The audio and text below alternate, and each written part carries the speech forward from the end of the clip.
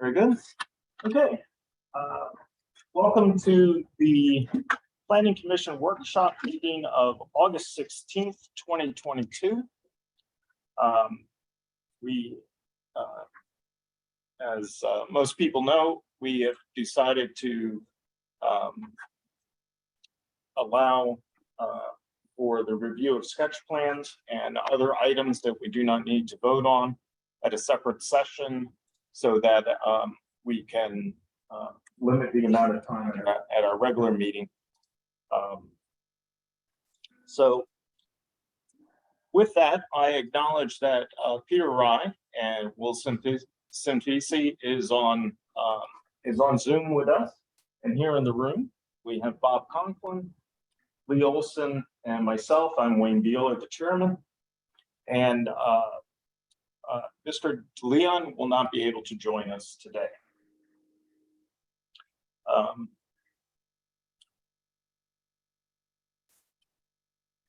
Since this is a workshop meeting, do I need to actually have a motion to approve the agenda? No, I didn't think so. Okay. Very good. Then with that, we will have our first presentation of the sketch plan, or the conceptual plan, for the Goggle Works Center of the Arts Park at 201 Washington Street. And with us is Aristides from Aristides with Stackhouse Spencer. We're the site consultants for the project at Goggle Works. We are also in receipt of Pond Valley's thorough August 15th review letter for the Art Park conceptual plan.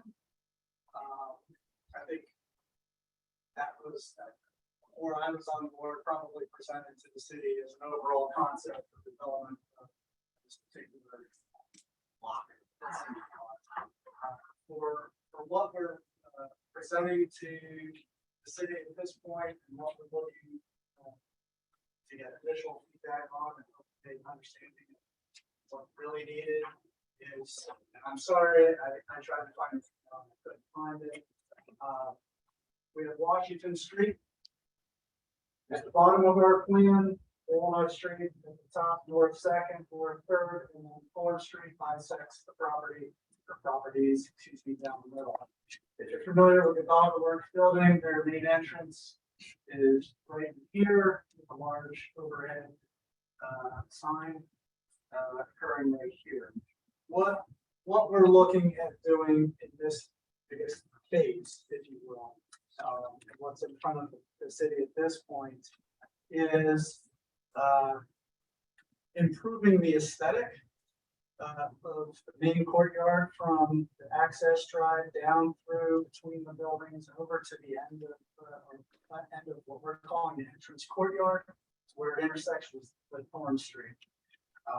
It's primarily change in paving materials. Right now it's a mix of rough asphalts and some broken concrete. What we're proposing to do is mill and overlay certain portions with new asphalt, clean that up, create more of an entry feature with pavers, concrete pavers of some nature, some introduction of raised planters around to kind of create more of a welcoming experience. Right now it's industrial.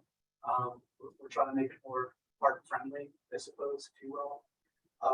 As part of that, if you're familiar with the existing entrance, there is a zigzag ADA ramp that takes you from the ADA parking spaces up here across, and you zigzag down. Again, we're trying to create a more inviting entry. So we'll have a walk with steps that kind of parallels the edge of this, along with the introduction of the ADA access with a mechanical lift. That allows us to recoup some of that space that the existing ADA ramp occupies, introduce more plant materials, more art installations. I think that one of the one-stop things perhaps is introduce some of this artistic lighting that may or may not populate some of the green spaces in here. As we move over to the Thorn Street portion of this phase, right now it's all paved, whether it's asphalt, curb, and concrete sidewalks. This particular portion of this phase we're not touching that other than to install kind of a rooftop deck or pedestal paver system that navigates the slope from where we connect here down towards Washington Street. They're looking at using that space with a punch through of the existing building, the new access point to be able to set up tables, set up performances, or events. That's literally all we're talking about the space. I know there are grander ideas and discussions about new buildings, not services, like we were talking about culinary connection. At this point, that's all we're doing. From our review of city ordinances, there may be some disturbance, but as I mentioned, we're looking at just milling and overlaying and where we're going to propose planters. Certainly, we would rip out any of the pavement and substone, and then add planting soil and the like. Overall, we're reducing the impervious coverage on this.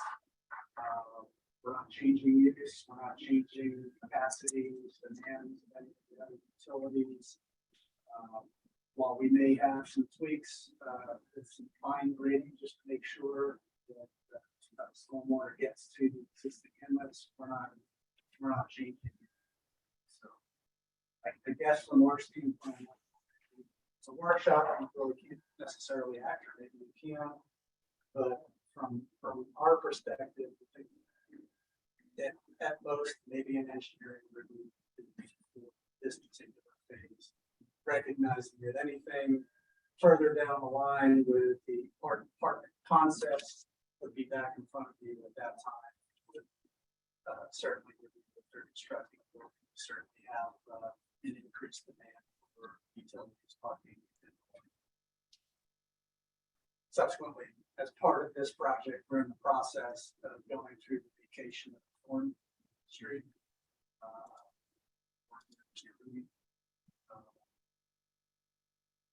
That's stress out of the time and anything particular that I missed, but I think you've got that right to the chase.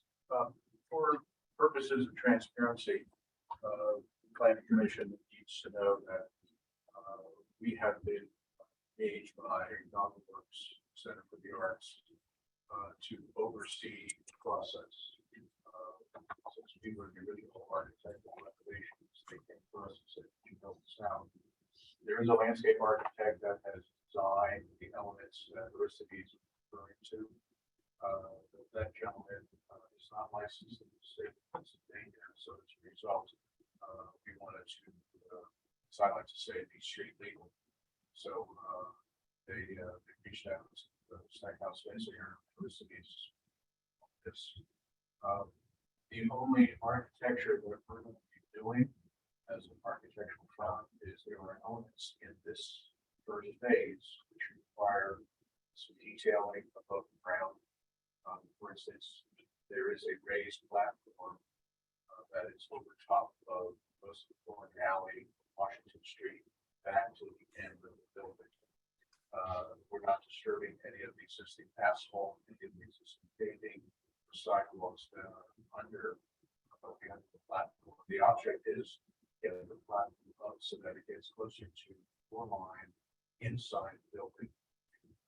At the press conference 2 Fridays ago at the NovelWorks, they made the announcement that the DoubleTree Hotels catering services have been retained to take over the coffee shop, the cafe that exists on the first floor, and they have ideas and visions of extending just cafe work to do catered events in the building at some point down the road. So we will be working with DoubleTree on any of the interior fit out that will be required. One of the important things is, if you look at the north side of the ground floor of the Scotland Works, in Scotland One, there are many windows, and my immediate suggestion is, let's not reinvent the wheel. We're gonna open up the ground floor, let's just go to those existing things rather than open everything up. So, our role is to just oversee and coordinate with builders, universities, and the city. We had reached out to I don't see him there, Mr. Crawl from Public Works, and one of the questions that we had posed to us at one stop was, we have access to any of the utilities that are under Corn Street, below platform, base platform. And so we're develop a utilities easement agreement between the city and Public Works, so that anytime anybody has to, so there's not that much in there to get have a utility information. It's not as loaded as the standard would be. Utilities. Telephone, water, gas. All four of them. But, I mean, But no sewer. With the IMAX. Yeah. Sewer runs right underneath. Yeah. Right underneath the IMAX. There is, in the future, a plan for Godwin 2, but it's so embryonic at this point. I know it was RAC, elementary school, that's so far down the road. So this year that, like, yes. I did confer with our attorney, and the fact that this is a workshop, and no action is taken, I will have to comment from the design team perspective. Other than that, that's all I can do.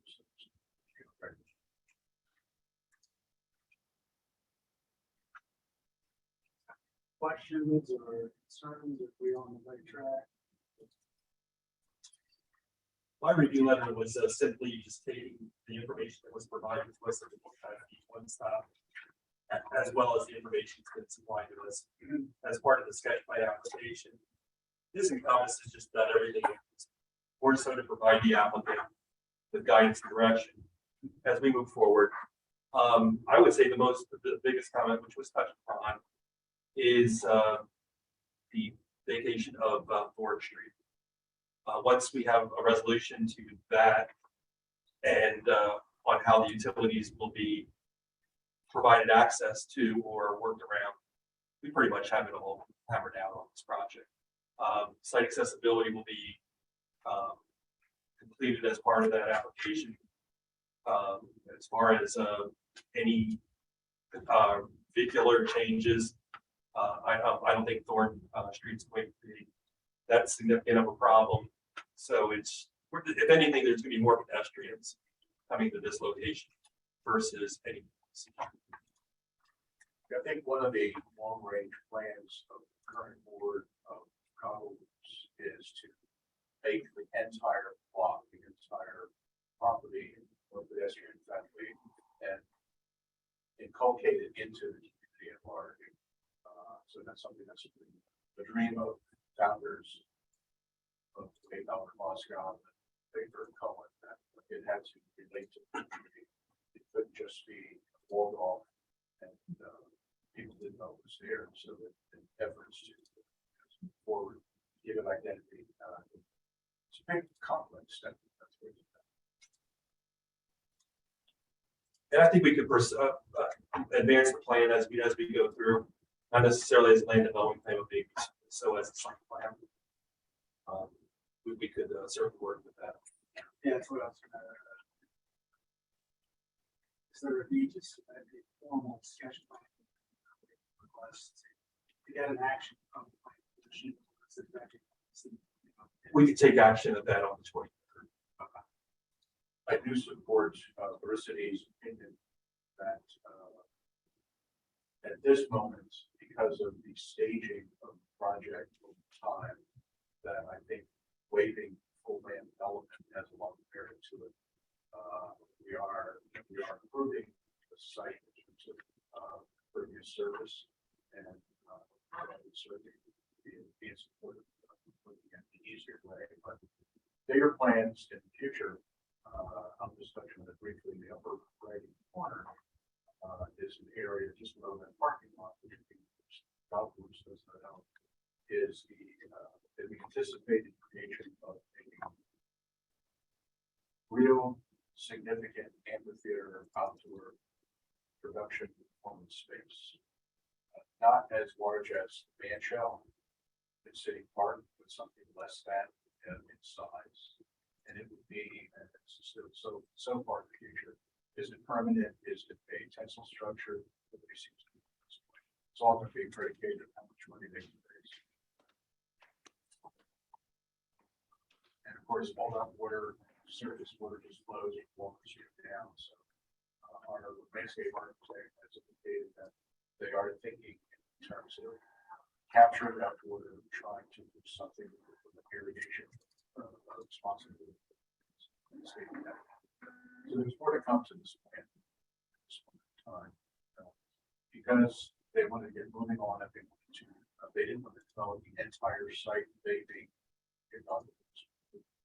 said, okay, we know the potential is there, so let's just get started on what we need at the beginning. And I agree, I think it makes sense. There's going to be some accent lighting, you may have seen some renderings, done, practically taking some plasticized shipping crates that come in a metal frame that primarily liquid containers. And I think a lot of the raw ingredients that Sweet Street Desserts gets comes that way. So there's quickly supply.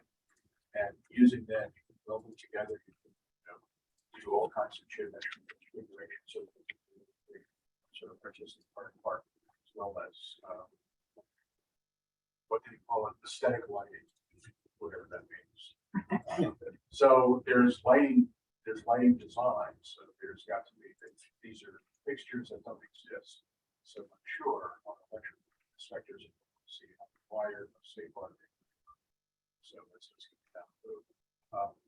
I don't know if any of us formally planning commission have seen the full presentation. And I think when it gets to that stage, first thing is to show some snippets of what Jeff has in mind, and the whole state in better detail. Yeah, the only thing that I saw, and I did send it out, was the 2-page article. Yeah. In the paper. I did, I did send that out to the planning commission members for their reviews, and they at least had some idea what the big picture is going to be. What they're talking about in terms of some of improvements that this site is going to support steel framing of raised planted beds, seating, etc.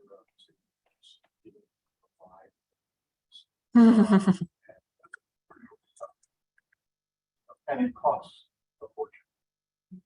So that's Sandy Solomon. She would find but that she is spearheading something.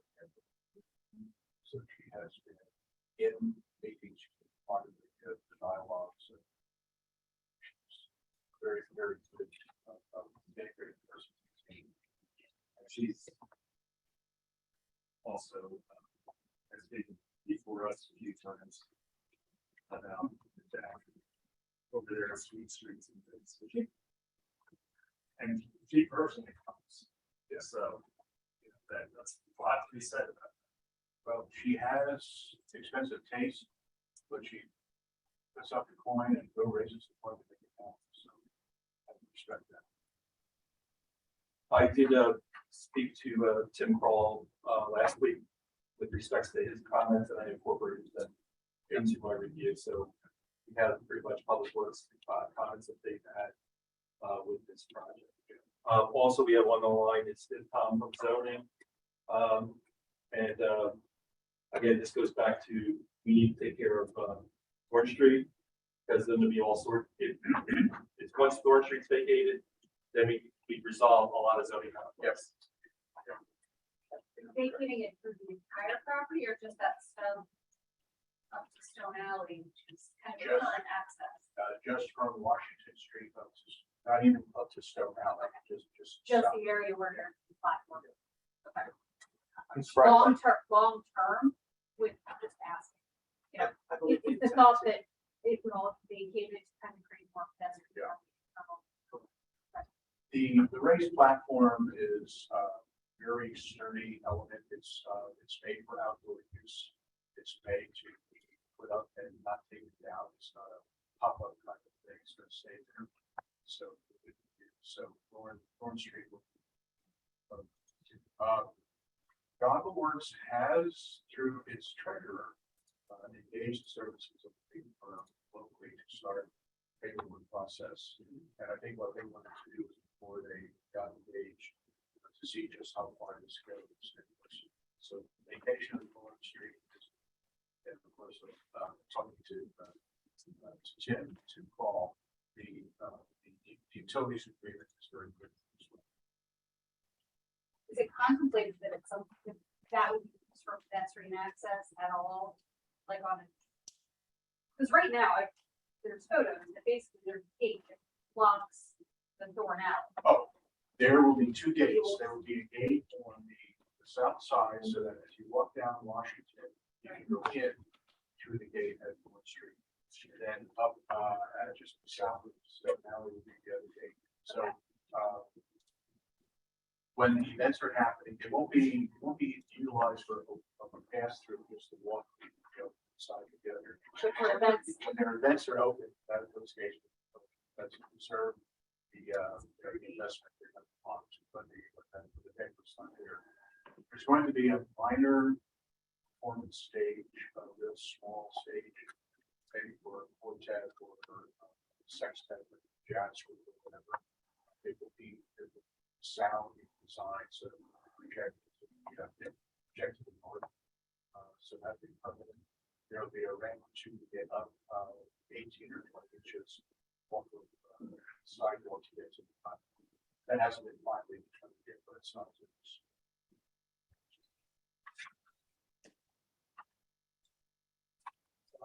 I can certainly submit this updated sketch plan. That's what we already considered it. We've already considered it. I don't even have. It's been you need a request. a waiver request will be required that we can't take action at this meeting, sure, Right. but at the 23rd, yes. Okay. I'll give you my email. I'll Maybe I can just reply. She's my benefit, my curiosity, our vacation street process is very lengthy. I guess it all depends on the addition of the street and what's in it that makes it like sewer or main supply work. Yeah, I mean, I'm not positive exactly the city code, I deal with it primarily in township or borough context, so it's not a very complicated process, there's notice requirements, it's typically by ordinance. But here, all you have is the same property owner surrounding you. For the Very most good part, question. yeah, I think the intent is to settle on. Are you gonna do the whole thing now? I forget. Okay. Yes, there's certain notice requirements, and then preparing the legal paperwork to abandon it, this process. So, So if I can report back to, maybe a 60-day process. If everything goes, if everything falls into place, there. It took longer for RAC, for the simple reason it was PennDOT. Of course. So, Yeah, I mean, that was our last streets that were vacated. But now that we have the plan, and that's another purpose of having the plan. You can use it for the street vacation too, so. great. And once your ducks are in a row, you know, if you have any done, the actual vacation happens pretty quickly. Yep. Offer authorization to advertise ordinance. Yeah, they have the ownership on both sides. I think no one but Works has access to it. I think that the other properties that are located within that general neighborhood have access to like other locations. So this is a lot easier. And I would double check with Linda, because since it has to be done by ordinance, I think that requires 2 readings and then a vote. So that would be 3 council meetings. So that's 45 days already. Between state code for how a city does it, plus anything that's charter procedurally that's been vacated. And, but Linda's done these before, I'm sure she has. Pretty much. Mr. Knapp, do you have any comments? The only comment I would have, I didn't, it was hard to hear everything. But I don't think I heard anything about the multiple parcels that need to be combined. Is there an update on that? Like, is that still like in the scope of the steps to check off as far as making this complete? I just want to make sure that the multiple parcels are still being addressed. Actually, I was going to ask the same question because in the graphic that that Jerome sent, the old railroad line that goes through there is still marked as a separate parcel. Technically, that's owned by Norfolk Southern. Unless Norfolk Southern gave it up. So, like I said, I was going to ask the same question that as we go along on this, that we make sure that kind of stuff is straightened out, because I thought it was straightened out the first time. I thought Orange Street was vacated, you know, when we did this plan. Well, actually, I don't even think I was on the commission when that plan was done. Tom, I think it's the same owner, but it's different variations of the owner's name. Is that correct? Yeah, I think the majority of it is Goggle Works, and then the building, east of Orange Street along Washington is like Goggle Works Apartments. Something. So Tom, It's for visiting artists. did you hear that, Tom?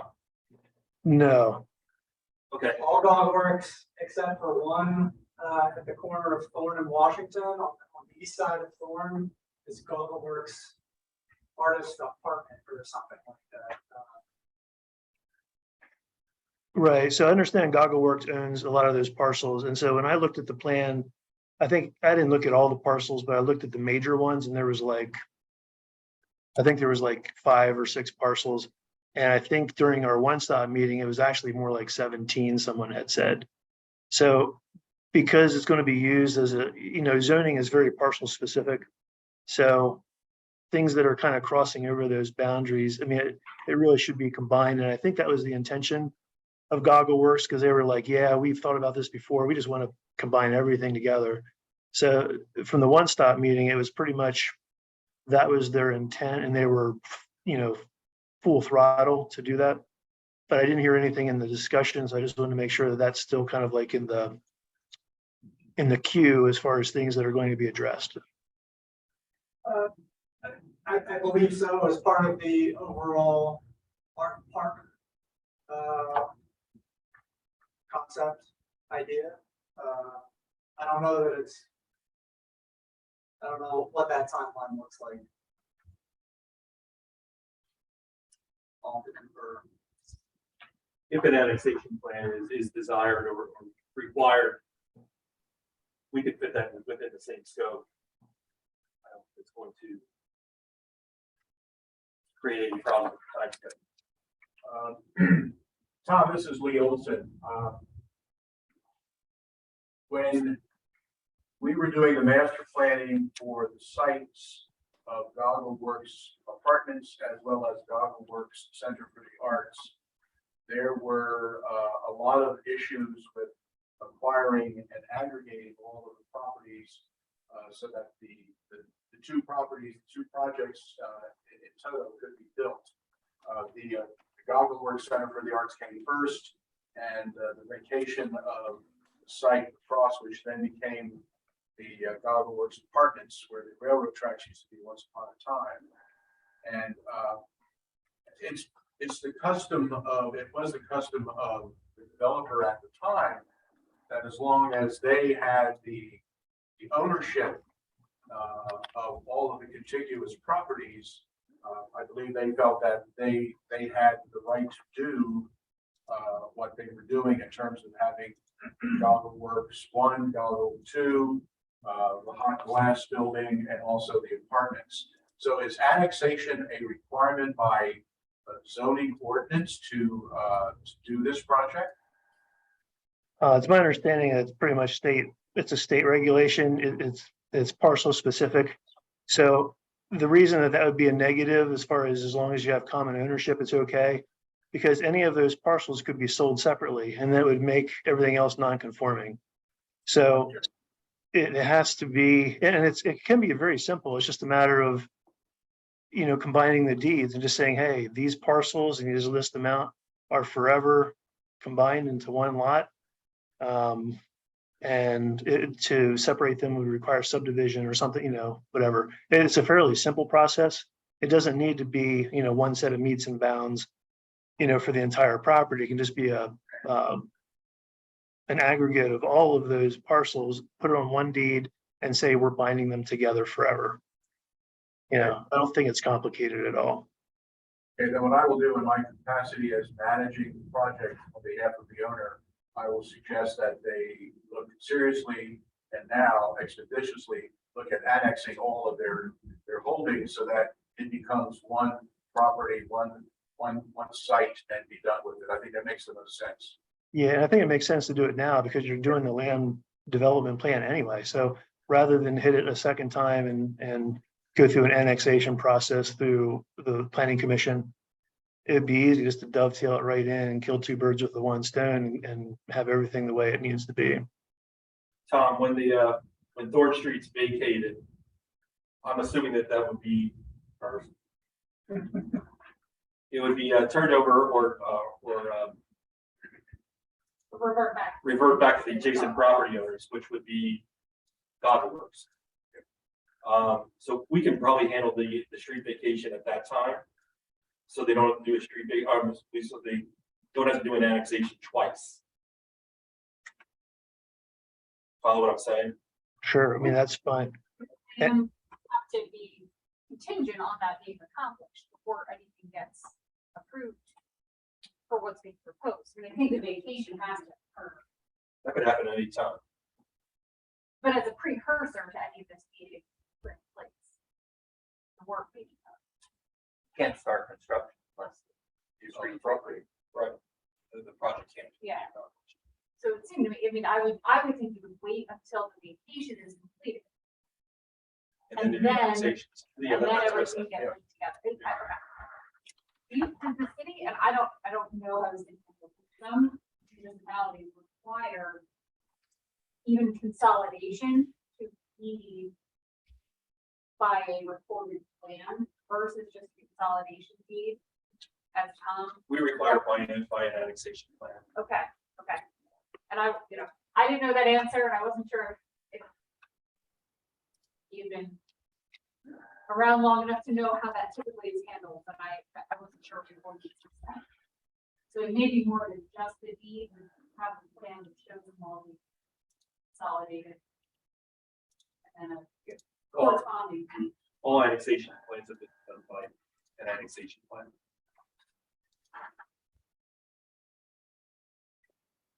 Got problems.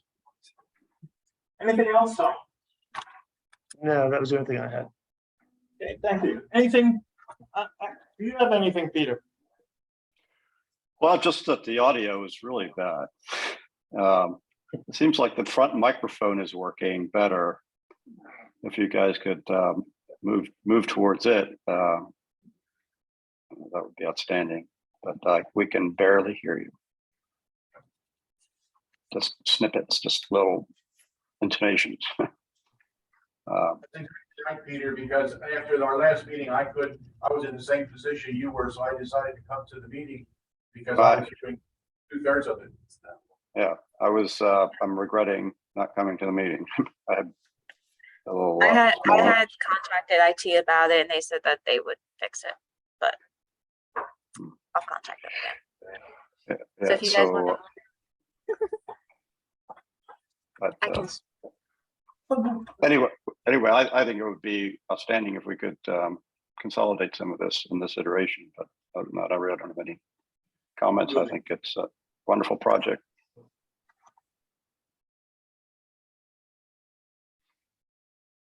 Good. Do you have anything, Will?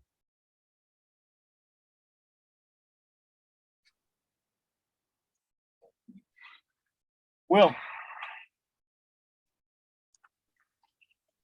Might have gone to get something to eat. Do you have anything, Bob? I'm good, thank you. Okay, great. Oh, I'm sorry, I was muted, Mr. Chairman, sorry. Oh, no problem, Will. I do the same thing No wonder sometimes. what was going on. Yeah, sorry about that. Yeah, it's true, the audio tonight is even worse than the last meeting. So, pardon me if I'm going over anything that was brought up already. I was going to ask about the annexation too, and it made sense to me also. I was thinking the same, that the vacation should happen first, it would seem, so that parcel then could be consolidated, annexed, to everything else, but that's just what I thought about it. But I'm really favorable of the project from what was presented, and as well as what I read in the media reports. It certainly makes sense to have some outdoor art installations and some plantings and that. I really only had one question. I know there was some talk about the stage, but I couldn't hear. I just was wondering the rationale for having the performance stage in such a confined area. And I don't know if I'm going to hear the answer, so if somebody could answer that and relay it to me, I'd appreciate it. Will, this is Lee Olson. I have no idea. That was not part of my process of thinking. That was something that the Goggle Works felt was an important asset for small gatherings, small receptions, small performances. So I think that's what precipitated the stage. Yeah, I can see having a stage is a great idea, and the amphitheater would be wonderful. I'm just wondering if that's the optimal location for it. Is all I was wondering, but I don't know. Yeah, I wasn't a part of that design as well, but I think the intent is to have kind of a more intimate performance area rather than, a venue, if you will. If they have, an event that's catered and people are out on this raised deck on tables, they got a little backdrop to get solo guitarist or a duet, that type of thing. It just kind of adds to the experience. So I only heard part of that. So it's more like a deck. In other words, is that kind of what I think I'm hearing, right? yes. Okay. I'm only getting like less than half, but I think that's the impression I'm getting. Okay, well that could be a wonderful. I was thinking of a performance stage, but the amphitheater would be for that. Okay, so this would just be an event platform, really. Okay, that sounds great. All right, well that's all I have, Mr. Chairman. Thank you. Okay, thank you, Will. Yeah, Will, that's where I'm going to do my breakout performance of my flamenco guitar. I'll be there. Okay. I only have one other question besides, since we did the annexation. With the vacation of Thorn Street, is Goggle Works then going to start thinking about that this is a private property? Because when I'm in the parking lot waiting for my daughter, I see at least 3 or 4 cars during that 10 minutes in the afternoon, cut down Third Street, come through the Goggle Works and empty out onto Second Street. Yeah, I don't understand why anybody would do it either, but but a lot of people are using it as a throughway. So I don't know if that's something that you want to consider about signage for such a thing after we vacate Thorn Street. I'm not sure. Talk to them and see what the overall intent is. I'm sure as part of that park future phase stuff, they'll probably want to mitigate vehicular traffic to the site as much as possible. They're gonna have to.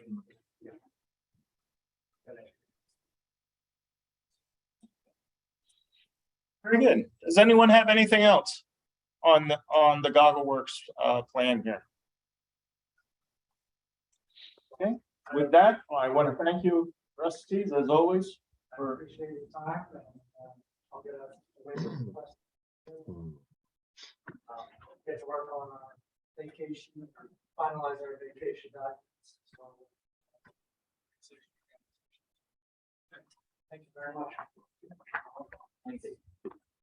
Everyone move in. Thank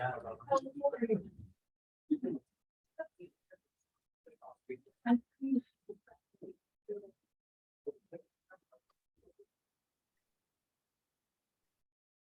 Okay. We're gonna play musical chairs here for a second, and then we'll move on to 601 Penn Street, which is actually another exciting plan that I spoke to someone the other day, and they were really surprised about it. So it is exciting. Okay. I'm sorry. Oh, no problem. I said we're playing musical chairs. Okay, everyone's back, so we will move on to 601 Penn Street. And I want to bring up a quick point on this project. This is a sketch plan application. There is a zoning special exception and variance application that's been submitted, and it is pending. The applicant does have conceptual plans on option 1 and option 2, maybe another option. So keep that in mind, and I did attempt to consider that as part of this review. So we do not know what the zoning hearing board is going to decide, nor what the applicant is ultimately going to determine as the most viable plan. Okay. So I'll turn it over to the applicant.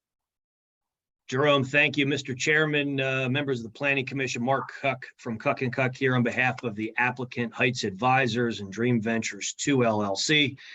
Hope everybody's doing well.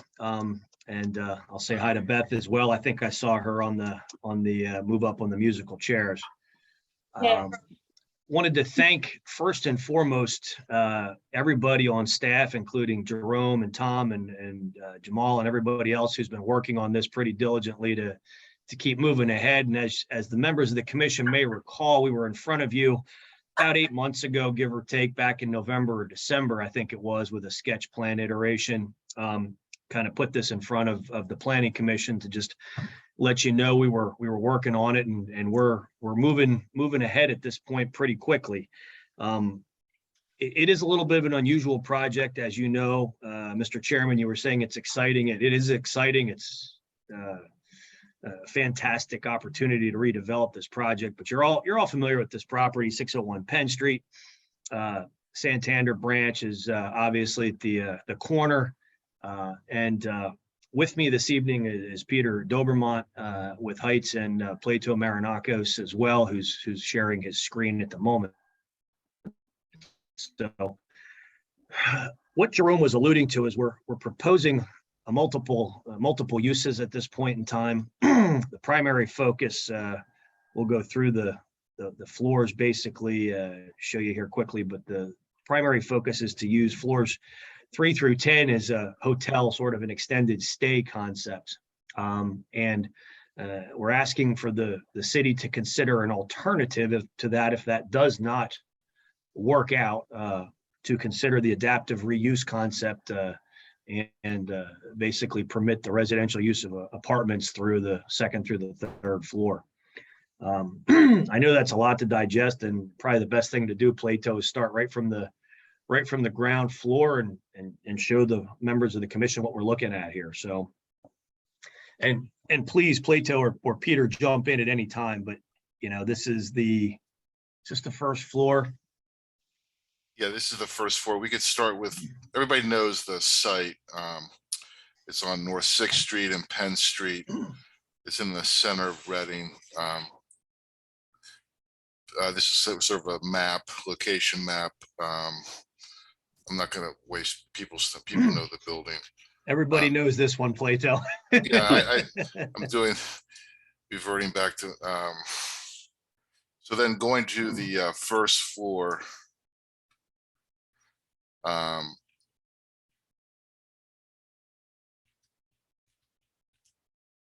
So we could start in the basement. It might Right. be easier. There we're gonna have like amenities like the gym, some package room, fire command center, there's storage for tenant storage. So some of those, we have a freight elevator. And we also have the 3 elevators and the 2 stairs.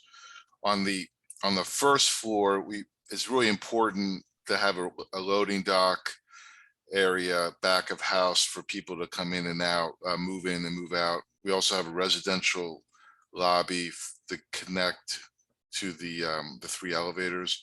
Then we have a restaurant space, which would be with, Peter can speak about that with Alvernia, kind of making this space more lively to the street frontage. And then part of the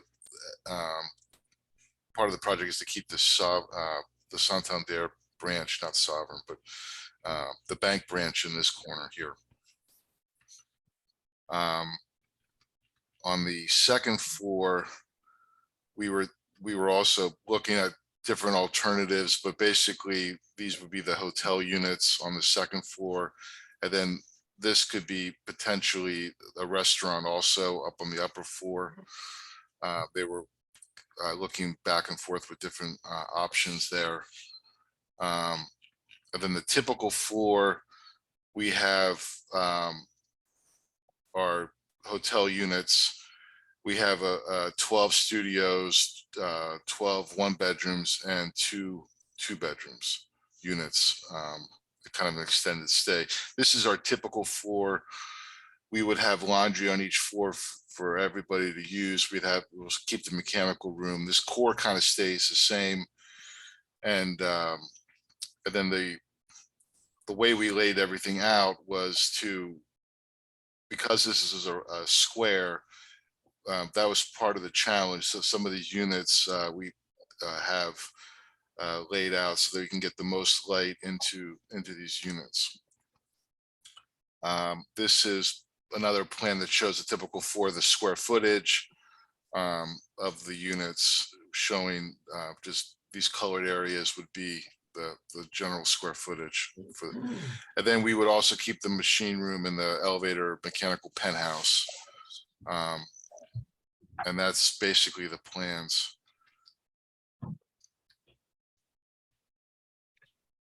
Yeah, and so then Plato, obviously we have, this is the primary focus at this point in time, is that right?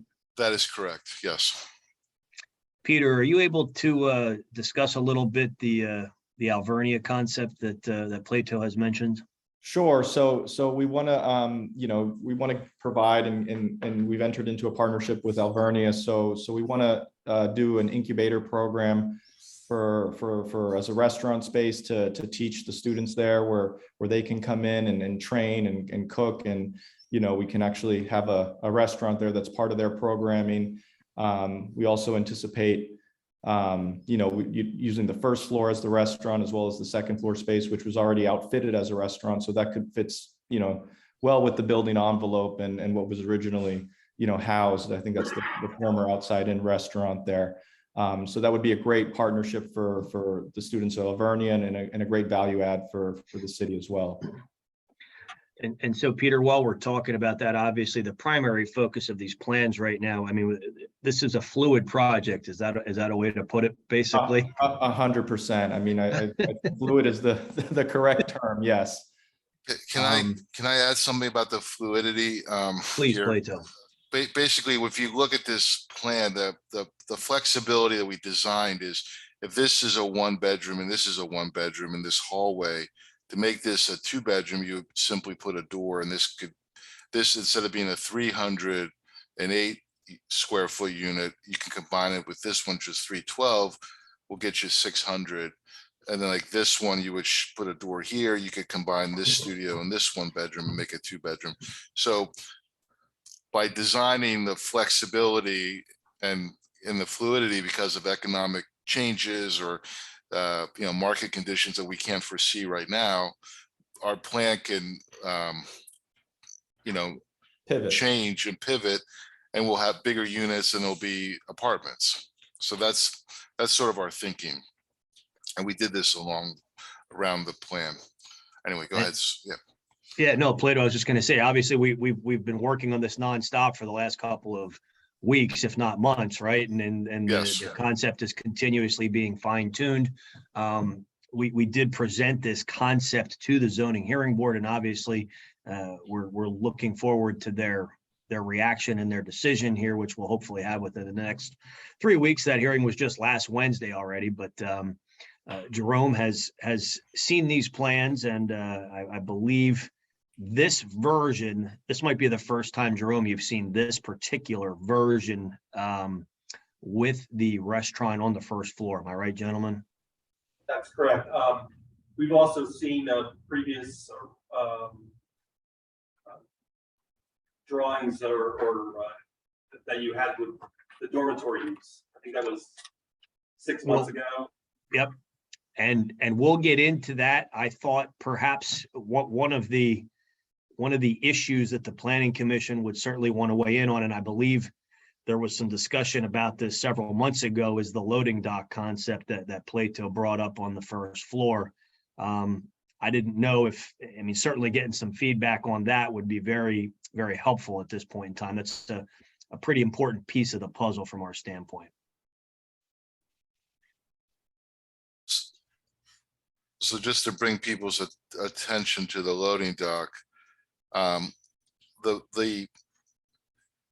the building is occupies 100% of the site on 2 stories.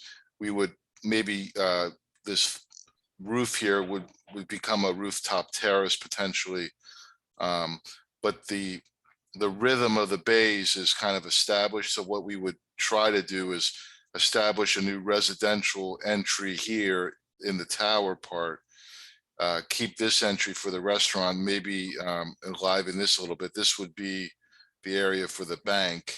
And then we would do these, instead of loading on the street and moving packages and trash out, we feel that I think it's better to have a door that we can put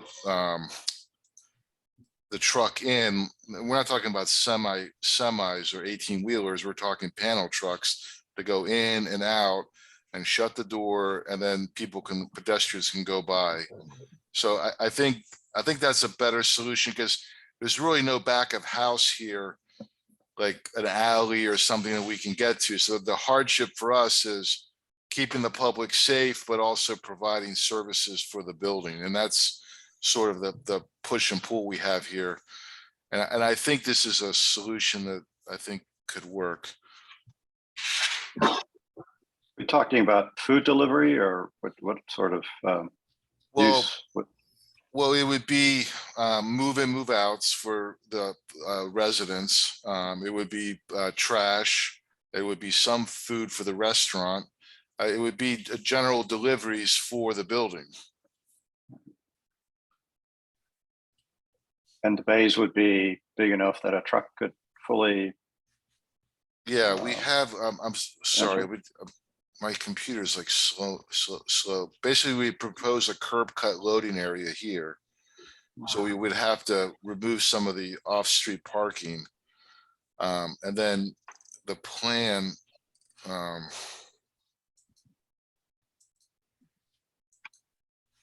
would be here. So you basically have a loading dock. These are representational of 2 panel sized trucks.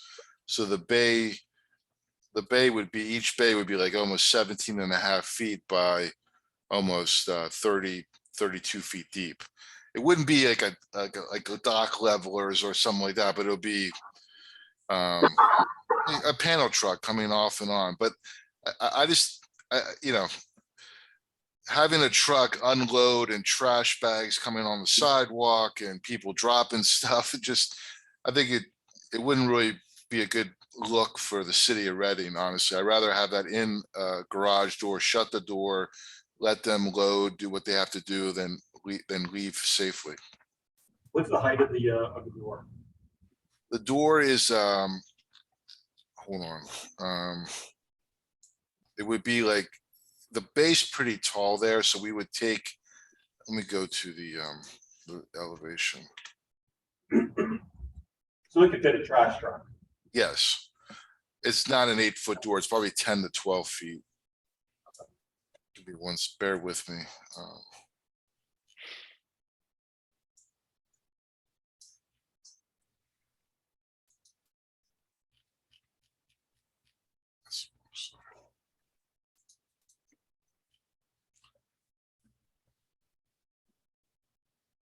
Yeah, so the 4-to-4 is 14 feet. So we're at least a 10 to 12-foot door that you can get a truck in there.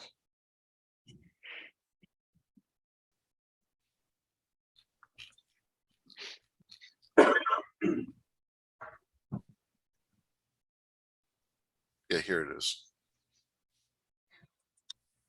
So as far as once the trucks are in, there's no room to turn around inside, right? They just have to back out. Is that correct? They would back in and pull out. Back in. Back in.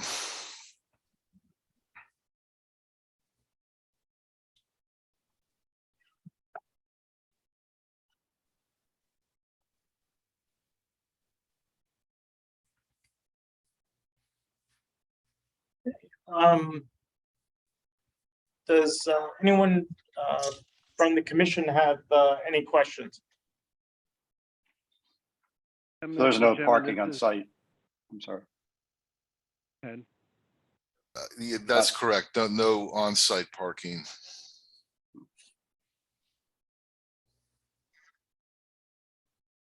Yeah, Wayne, I do. Yeah, go ahead. Plato, can you give me, this is Lee Olson, can you give me some design background of, when I look at the floor plans, second floor and 3rd through 10, the only bedrooms that are on exterior walls, 3rd through 10, are the 4 corner units, and there are 2 in the middle on the west and east sides. How do you overcome the requirement for emergency access by firemen and EMT in the event of an emergency from floors 1 through 3? That's a good question. In the International Building Code, if you have 2 means of egress, which this building would have, and it's fully sprinklered with an NFPA 13, there's an exception for emergency egress through emergency escape and like emergency escape through a window.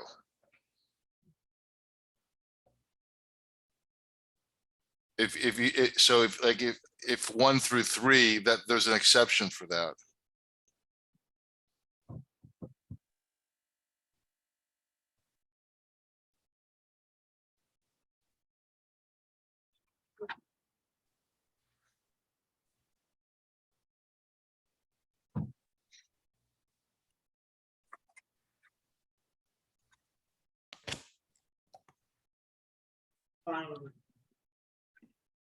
Peter or Will, do you have anything?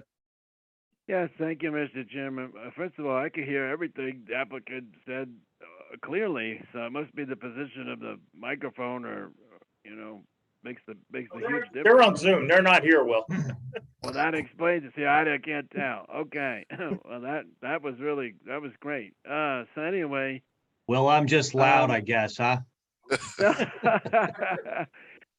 Now, there was some input after the first presentation 8 months ago, and I think it was before some of our colleagues have joined us.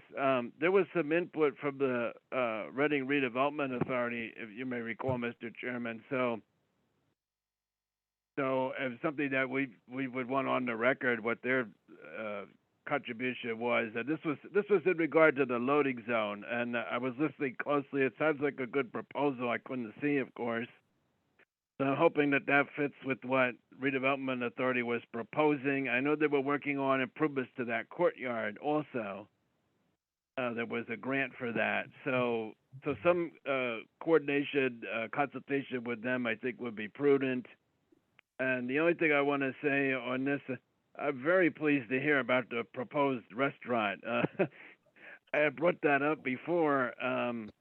Of course, as was said, it was designed for that. All the infrastructure is there, and the terrific view onto Penn Square. And this is part of our policy of promoting commercial use on the first floor or two in this case, and residential above. So I think that would be great. And I know there was a proposal with some sort of medical office, I think. Well, that's certainly something that's good downtown also, I think. But in this case, with a restaurant there, and that's how it was designed originally, I just think that would be great, and it would serve the needs of the residents as well as the workers downtown. And even though there are fewer offices being used, there's still a lot of offices downtown. And therefore a lot of workers, and people need places and want options for dining. And also then when there are entertainment events, people are looking and they fill up then as well, the restaurant spaces downtown. So I think that's great, and the more choices are always welcome. So that's all I have on this, Mr. Chairman. Thank you. Thank you, Will. Sorry. I have two more questions. Yeah, go ahead. To anyone on the panel, if floors 3 through 10 are going to be hotel based, is there a flag that you're seeking, or are you going to do this on your own? So that we're in discussions with a couple different operators right now. So there is discussions about, that they would hang a flag 100%. Okay. And I understand I have been in a discussion with some representatives from Alvernia, and this is going to be a commissary, an aggregate commissary to serve all the students that are currently going to Alvernia College Town. You originally described the old Outside Inn as being a sort of a self-serve participatory cooking kind of environment. I'm of the opinion that they're looking at this as being a sort of a debit card based cafeteria. Is that your understanding? Yes, that is. Yes, absolutely. I mean, it's still, I think we're still in discussions with how it's going to shake out, but we've had talks about a restaurant incubator program for the students, as well as the commissary idea that you set forth. Okay. All right, great. Thank you. Mm-hmm. Any comments, Peter? I think it's a great project. I'm excited. So when can I get a reservation?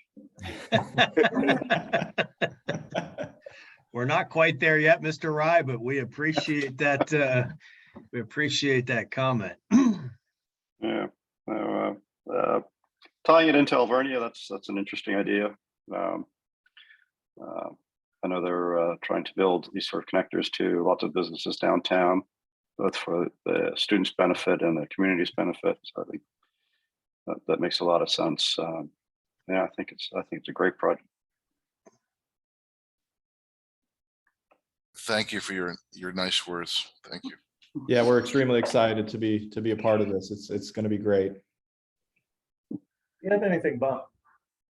I do applaud the off-street unloading at the 2 loading docks. I do hope that there's enough headroom, as as was talked about, to make that a fruition. I do want to piggyback on Lee's comment about the bedrooms.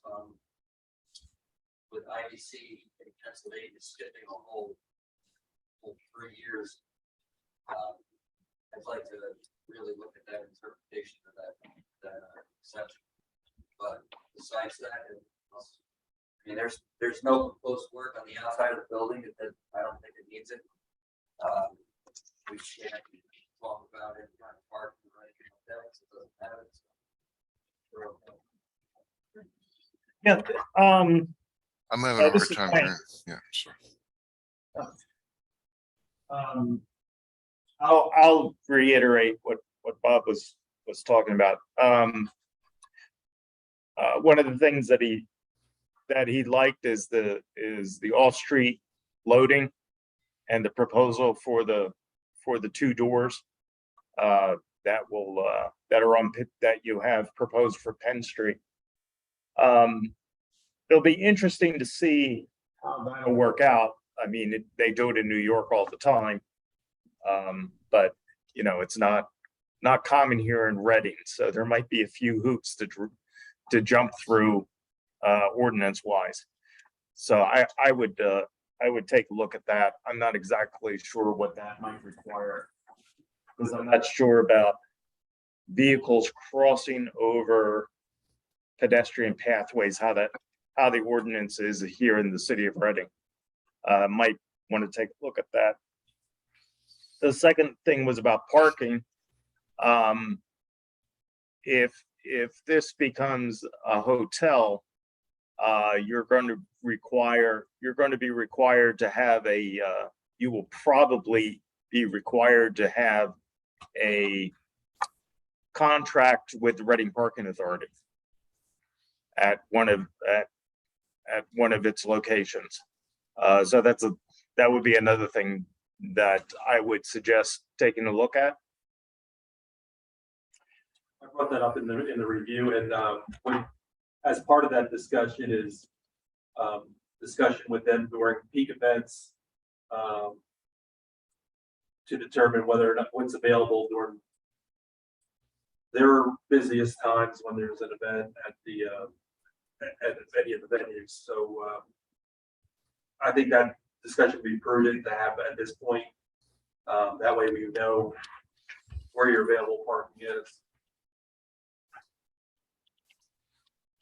This is Lee Olson again. Have you done a market study that gives you the range of who your primary target market would be? Are they all students? Is there transit travelers, vacation, business oriented that would want to stay in the hotel? And I don't see any amenities that I would like to have in my hotel. What about public spaces, recreational areas, the restaurant on the main floor, up on the, I'm sorry, not the main floor, but on the first floor is now dedicated to a commissary for Alvernia students. Is Alvernia student population and its staff one of your targets? Yes, absolutely. And I think it's a mix of all 3 target audiences that you suggested there. I don't know the gentleman's name that's speaking, but yes, we haven't done a market study, but we're reaching out to, to all groups that you just mentioned. All right, thank you. Yeah, my name is Lee Olson. Oh, thank you, Lee. Yes. Yes.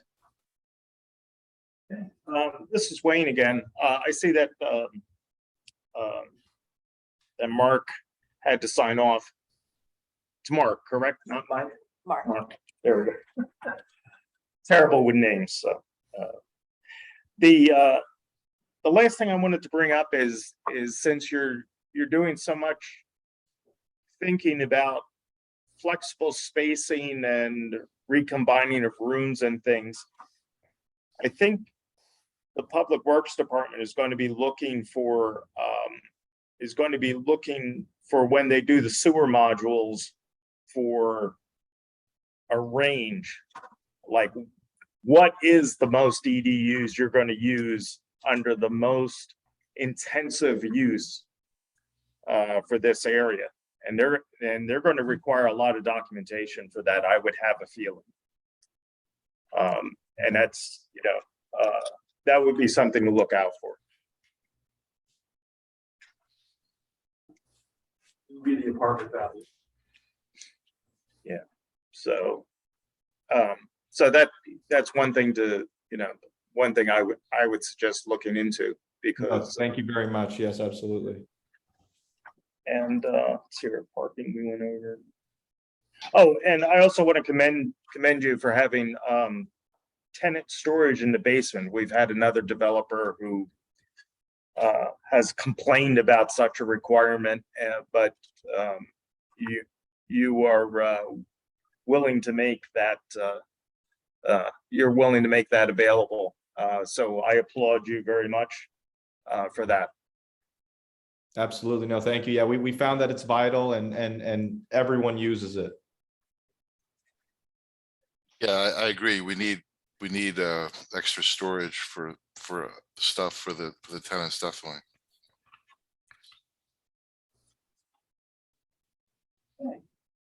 Does anyone from commissioners or the staff have anything else for this project?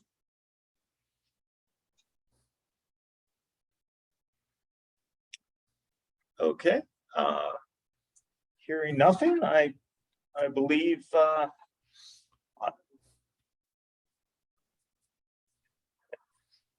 I believe that I will do my I want to thank the team for joining us today and making such a great presentation. So I think, yeah, the next step, even maybe before coming through with your revised plan of record, is to get those two bays worked out with Public Works and how to cross the sidewalk and all of that stuff, because I think they'll have a lot of questions about that.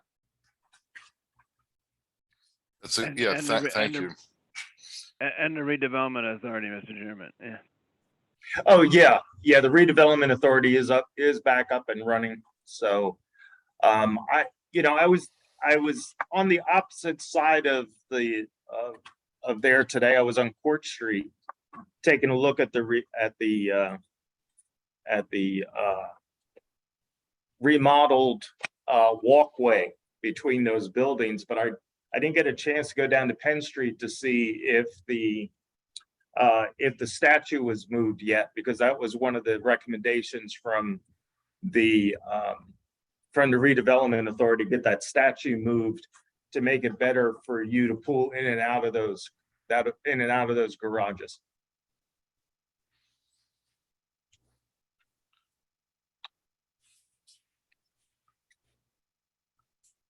So I think with that, we will we have one more minor discussion, and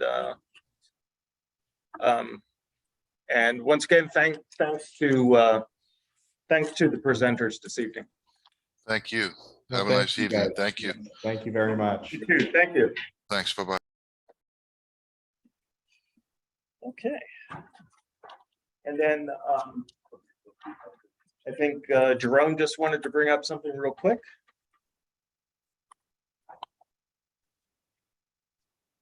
You have on here guidelines for future workshop meetings. I didn't know if you had a comment about that. That was a discussion. I think this format worked out nicely. So I guess that I was looking for if we want to make adjustments from this point going forward. I like it. It's very, very good for us to discuss in an open forum what we see. I just quickly looked through, I forgot to ask this question. Do all of these units meet minimum square footages? Tom? Did you hear that question? Yeah, I heard the question. So, yeah, zoning looks at this totally different than you would from a planning standpoint, most likely. I mean, you look at it from what's it going to be on a day-to-day basis, just from looking at it from the street. The zoning ordinance is very specific. And it's very, I would say this plan has a lot of problems from a zoning standpoint. The one thing, like, and I don't know how much you want me to go into this, because it'll be decided by the zoning hearing board, but like,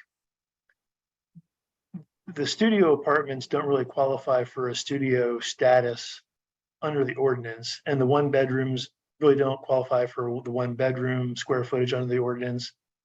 And the two bedrooms don't really qualify for the two bedrooms under the ordinance. So the subsequent plan that was submitted at the time of the zoning hearing board, I didn't have a chance to review. But in my initial review, out of the 228 units, well, yeah, out of the 228 units, only a fraction of them, I mean, I'm talking like from the 3rd to the 10th floor, 0 of the apartments actually met with the square footage requirement. So it's fairly severe. So what they tried to do was they did modify the floor plan so that it wasn't quite as egregious according to the zoning ordinance. So that was a major problem, because the ordinance allows for 25% studio apartments in a mid-rise, high-rise, something like that. But the fact of the matter was they had about 40% what they were calling studio, but they were actually undersized and didn't qualify for studio. So it wasn't just, they weren't meeting the special exception. And it was a fairly strident non-conformance, that it would be a very, very hard variance. It's not like a de minimis kind of a question. So that was the one thing. The other thing was the parking, because you're looking at a change of use. So before it was an office and people were there during the day, and now people would be staying overnight. So they reduced it from like 228 to roughly 175. They took, on the 3rd to 10th floor, they took 26 and made 20 units. So it knocks out 6 and 8 floors. So they knocked out 48 units per se. So it brings it down to roughly 175 or something like that. But even if 25% of them have cars, where are they going to park? Because they had requested like a full variance of the parking requirement. So if they're not going to be required to park in the garage because they want to save money, they'll park on the street. And we already have a huge parking problem in the city. So that came up, and Nathan Matz actually from the parking authority was at the zoning hearing board and made some comments. So I don't know if you have time, you might want to watch the zoning hearing board. It's posted online. That would give you a zoning perspective. But to answer your question, Lee, those are the two main things. The square footage didn't come close in percentage of conformance, and the parking from a day-to-day use of this property. I think the parking is a hurdle that needs to be addressed if it goes forward. Absolutely. And I think at a bare minimum, there should be a parking agreement between the owner of this building, its developer, or even within the units themselves, that there's a deal with the parking authority that space is being provided for them somewhere. It's not on site. Yeah, and they've done a tremendous amount of work. I mean, you always appreciate developers trying to take a building that's been vacant and do something with it. So the question, the problem is sort of like Alvernia doesn't want to sign, they don't want to commit to certain things, I guess, because it leaves them vulnerable. The bank doesn't want to just be willy-nilly, and they want a solid plan. So that's why they're looking at the hotel use. The developer doesn't want to undersize the apartment because they really are intending it to be for students, that kind of thing. But once they're there, like whatever the zoning hearing board decides, it'll be grandfathered in until they abandon that use. So one of the questions I had was, what's the difference between a long-term hotel and an undersized apartment?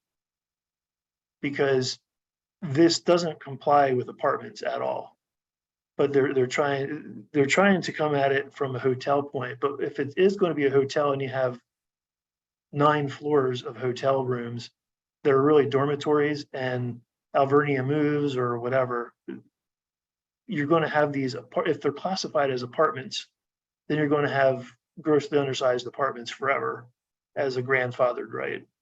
So it's something that the zoning hearing board will have to, if that's their monkey, they'll have to figure that out, but At the zoning hearing, did they request basically permission to do all of these as alternatives? Steve Price brought up the question, like, this is like a huge blank slate. And so he was like, you're asking the board to grant approval on something that's really not very definitive. And so that was a question Steve had, because it's like, you're painting with a very broad brush, and how do we grant something for a non-specific application? So that is a problem. Don't they need to be specific at some point in time? Don't they need to say what ultimately what they're going to do? Yeah, I think they want it to be a little bit flexible, because maybe at the beginning, maybe they'll have some floors be hotel, but as the student population grows, they'd want to transform those into dormitories, as far as, allocating of maybe a certain floor, like changing the allocation of floors, what's going to be hotel, what's going to be dormitory. Or what's going to be apartments, like there's 3 kinds of living arrangements being discussed. And, the ordinance really doesn't make any distinction between square footage for a hotel versus, square footage for an apartment versus a dormitory.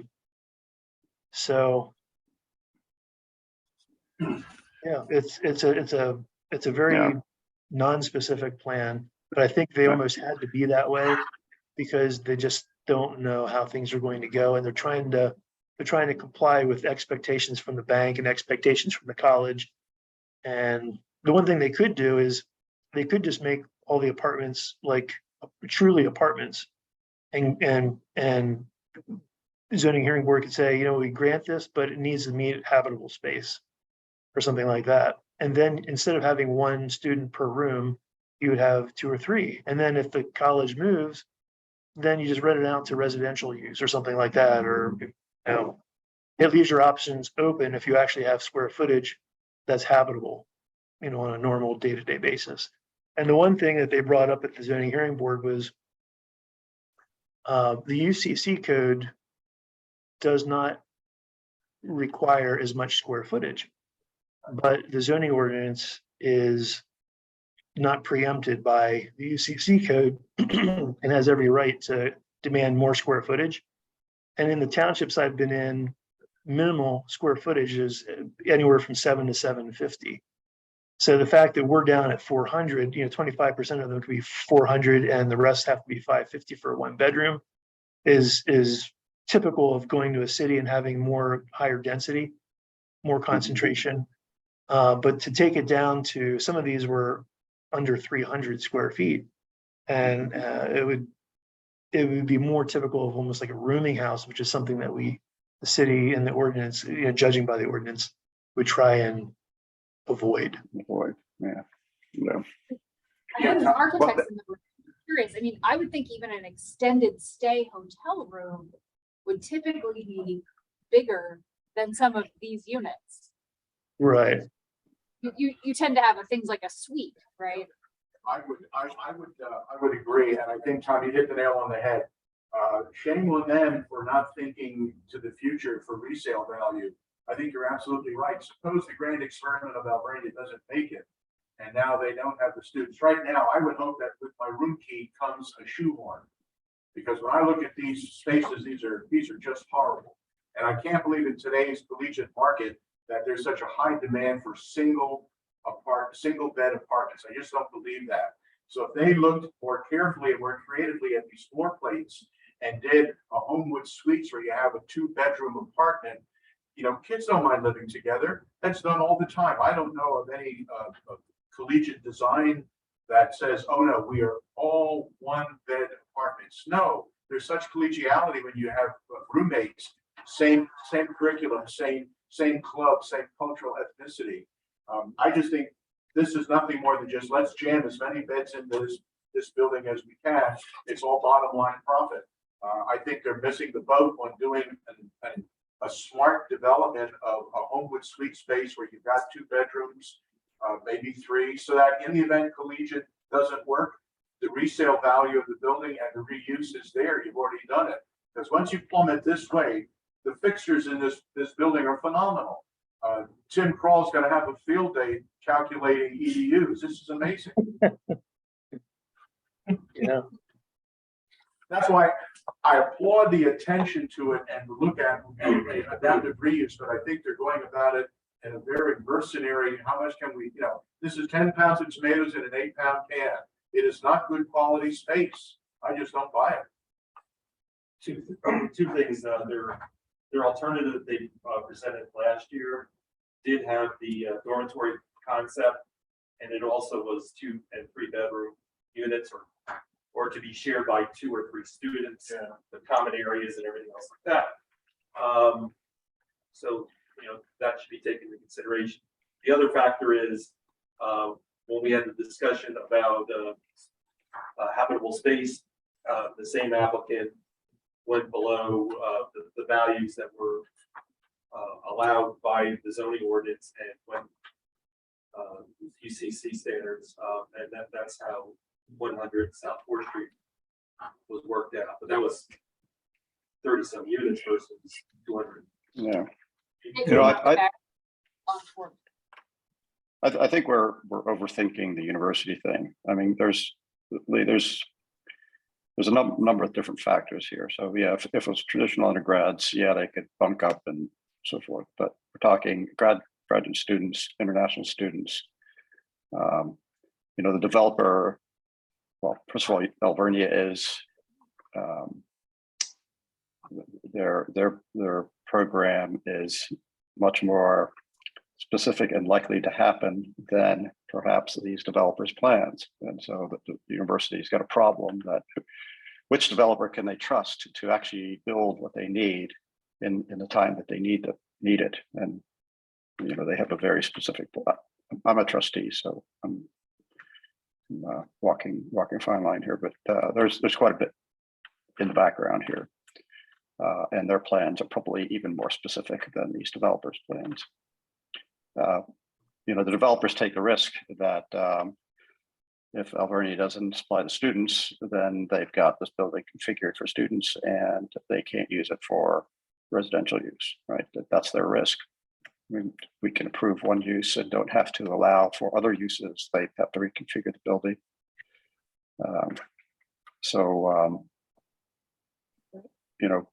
Let them decide what they want to do and let them present it, and we can say yes or no based on what they intend to do. Maybe it's not okay that they say, well, we're going to do either this or that or the other thing, and will you permit all of those options? Well, maybe not. Again, these folks are sticking a lot of money into these projects. They're playing to win, right? They're not being foolish about it. So if they say this is what the market will bear, this is what the market requires in terms of configuration, and we choose to allow it, then they probably analyzed this pretty well. They're putting a lot of money into it.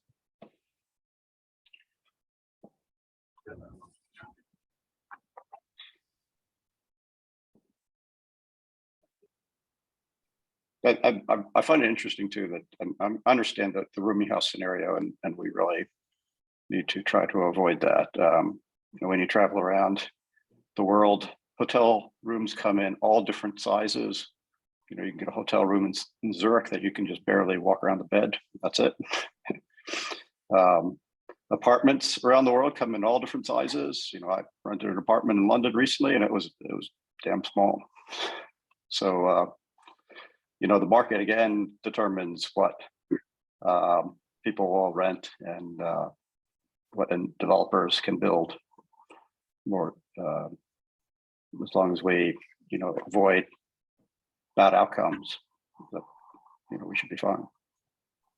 Yeah, the one thing from a zoning standpoint that I would say is that the zoning ordinance is a document of law, basically. So it kind of makes it difficult when someone comes with a plan that doesn't fit the ordinance. The best thing to do, and this might not be practical, obviously, for this project, but if square footage is a decision, if the concept of small square footages is something that the city wants to do, then city council needs to be approached and change the ordinance.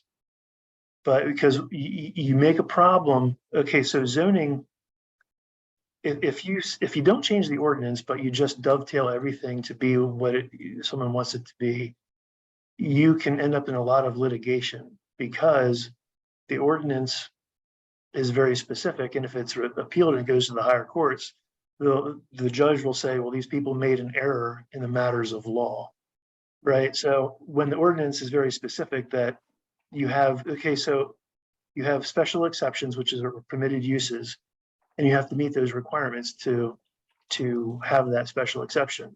A variance is very specific in its definition and it has 5 requirements. And you have to meet those 5 requirements to actually merit the variance. So if sometimes zoning hearing boards don't look at the matters of law, and it creates a lot of problems for the municipality. So it would be similar to, okay, say you're in a bank, right? And you give out a loan and you look at it for what's this person's income, what's their debt ratio, what's their payment history, what's their, things of that nature. And then let's say the bank denies a loan and it goes to me and I'm on a board, I'm on the zoning hearing, the loan hearing board. And I say, you know what, that's a really good use. And I think that would be, I can picture that. And with a different criteria, then it creates a lot of problems because if a loan is approved for reasons other than financial reasons, it can present problems. So when zoning ordinances are avoided or ignored and things are passed, it creates a huge problem for potential litigation. So the cleanest way to do it is to go back to city council, petition them to change the ordinance, and then it's a green light and everything goes forward. No one can appeal it because it's a matter of law. Everyone complied. If it's a special exception, they complied. It's a variance. They have to show the 5 points, that kind of thing. And it's clean. It's just that when it's not clean, there's potential problems. And for small projects, like, someone wants to put their shed in the backyard, who's going to appeal that? When you have a multi-million-dollar project and you have various people, I've been hounded by certain people over this from opposition who are just raking me over the coals. And I don't know why. It's like zoning is not a political position. It's, you just look at the ordinance and look at the plan. And if it meshes up, you say, yeah, it meshes up. And if it doesn't, you say it doesn't. And here's where it doesn't mesh. It's really mathematical. It's very analytical and it's not political. But so the cleanest way, that's a long explanation, but that's just something, we're new, I'm new working with the planning commission and I'm new working with the zoning hearing board, but that's the governing dynamics of zoning and that might be helpful to understand why my analysis for zoning was very hard hitting. If you look at my staff report and you look at the zoning hearing itself, because it did not comply with the zoning at all. And I feel bad about that. It might be a good project, it might, whatever, but from a zoning is very, very particular. Yeah, we have a lot of buildings, big and small, but a lot of big buildings too that are unused. And they are going to require a lot of creativity for some developer to figure out how to use them. And we sit here with the ability to deny a use, and then the building will just remain empty and sit there. So we just have to be careful, right? That we try to get most of what we want, but we will not get everything. And the developers do need to make money. If one can make money, then another one will come and say, maybe this is not as risky as I thought it was to come to Reading and to fix an old building. We have to thread this needle pretty carefully.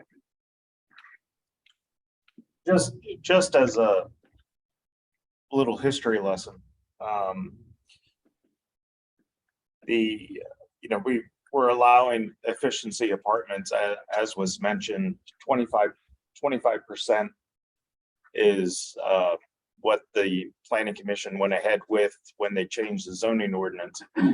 There were actually no efficiency apartments allowed in the city of Reading for 30 years. They were outlawed from the zoning because they wanted to, council was looking for ways to stop the conversion of single family homes into these cut up apartments. If that was the best way to go or not, I mean, it's a little hard to say after all these years, but with the development in the city, when we changed the zoning ordinance to allow efficiencies, we felt that we were in a good enough position where we could allow that, because the moratorium on conversions is almost 20 years old, of converting houses into apartments, single family homes into apartments. And I think that's by some special exception now, Tom? By variance now?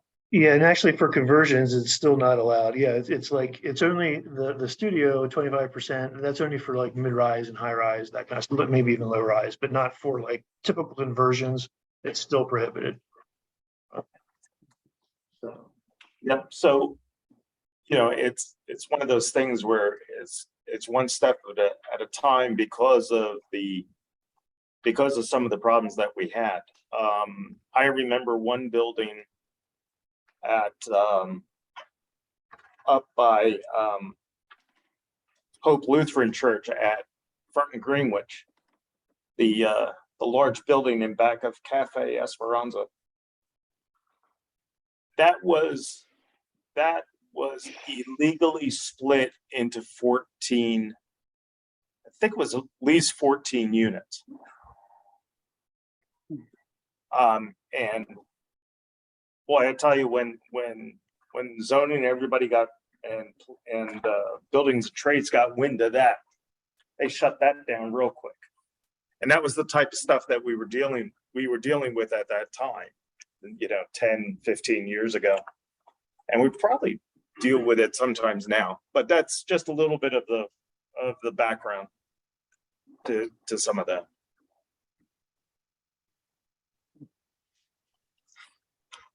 So, let's see here. And then Jerome just wanted to